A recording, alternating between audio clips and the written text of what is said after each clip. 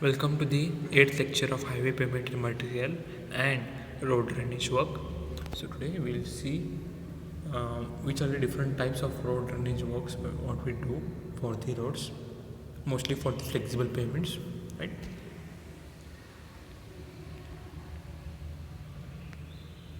Right. Significance of highway drainage and requirements of highway drainage we will be seeing today. Why it is so necessary? Why it is so significant? Why it is so necessary to provide a drainage system for a road or a highway? Flexible pavements failure by formations of waves and corrugations is due to the poor drainage. Right? What it is trying to say is, in the case of flexible pavements, of failure of flexible pavements, formation of waves and corrugations happens. This happens because of the poor drainage, right? So it becomes very important to provide a drainage. Continuous contact of water with the pavement surface results in stripping of bitumens from the aggregates. See, what does it mean? Means the bitumen which is binding the coarse aggregate and it is over the coarse aggregates, right? It is covered over the coarse, it is coated over the coarse aggregates. As it comes in the contact with water, the aggregates are more adheres to or more likely to attract over the water than bitumen. So what will happen? The aggregates will try to attract towards the water, so they will try to remove the bitumen from their surfaces due to the chemical reactions. So that is called as stripping of bitumen from the aggregates if it is continuously in contact with the water. Earthen or the waterborne macadam roads are damaged by softening of the road surface. If there is no proper road drainage works, right? If the water is not properly draining off quickly, so the surface of the roads will get softened, right? If it softens, then you know what happens. Your vehicles will get stuck into the soil, right? And there might be cause chance of slipping of the vehicles, so all and damaging of the layers of the various layers of the pavement. The road subgrade may be softened and the bearing capacity reduces. The strength that is to be there should be there, that is gone. Strength will be reduced. Washing up of the top unprotected top surface. Washing out the unprotected top surface. Erosion of sides, okay, and forming of gullies. That's what. If there is no proper drainage provided, then the top surface will erode. Right? Top surface will erode. Due to this erosion, what happens? All the soil what is there, or the sand particle, or the various soil particles which are there in the goes to the sides and forms gullies, water to flow. It becomes like a gutter at the sides, but carrying out the soil surface. Right? For the construction of high embankment, the increase in the water content may lead to the failure of embankment sides. Right? When you are constructing a road on the high embankments, right? So the increase in the water content will lead to the failure of this embankments by landslide. You might have seen a lot of landslides.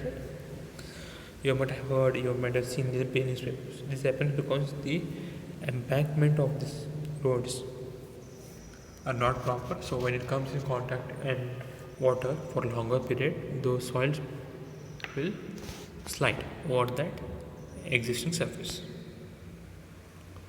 So this was the importance why it is so important to provide a drainage. Now, how the drainage should be? Side drain should be sufficient capacity. The capacity of this drainage should be such that it should be able to take all the drainage water, right? It should not overflow. That is what it is trying to say. Sufficient capacity and longitudinal slope to carry away the collected water without overflowing. So that it should not stagnantly stand there and overflow. So that for that purpose we are going to have some longitudinal slope, right? The subgrade should be located at least 1.2 meters above the highest water table. Now what is this, right? What is trying to say? If this is your water table, right, below the soil, and this is your ground surface, right? So the distance between should be like this, and where you are going to provide a subgrade, right? This distance should be at least 1.2 meters. This is your water table.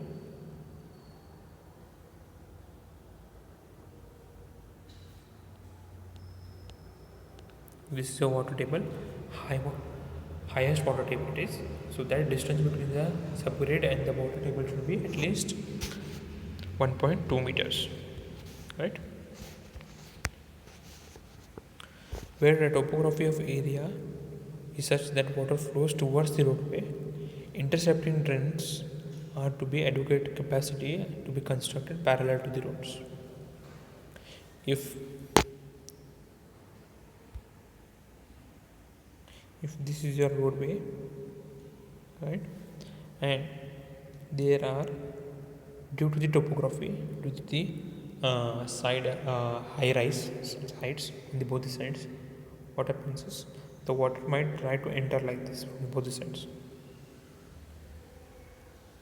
So from the side like this, right, from various parts like this. So that time you have to provide a drainage parallel to the roads, so that whatever water comes towards the road will be get collected into the intercepting drains. Those drains are called as intercepting drains, right, parallel to the roads. You understand what is intercepting drains, right? You will intercept the drain water to enter into the, before entering into the roads, right? These subsurface drainage systems should be adequate to prevent the subwater from affecting the subsoil. The drainage system should be provided such that it should not affect, that drain water should not affect the subsurface layers of the road, right? It should not affect, it should be such that it should prevent the subwater to enter into the subsurface layers. The road surface should be have suitable camber, right? The cross slope that we provide, so that it drains off quickly the water that is falling on it without allowing water to percolate inside the layers. What does it mean? It is not, we should not allow we should provide sufficient camber so that it doesn't percolate inside the layers. It will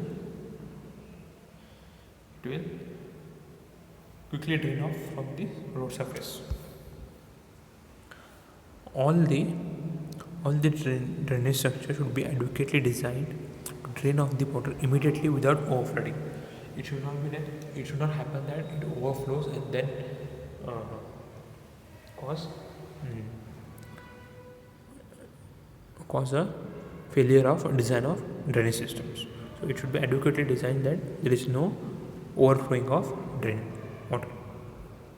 Right? We saw what is drainage work, why it is so important, and how should be the drainage system should be. Right? So these are what we studied. In the next class, we'll see the next lecture. We'll see types of drainage structures.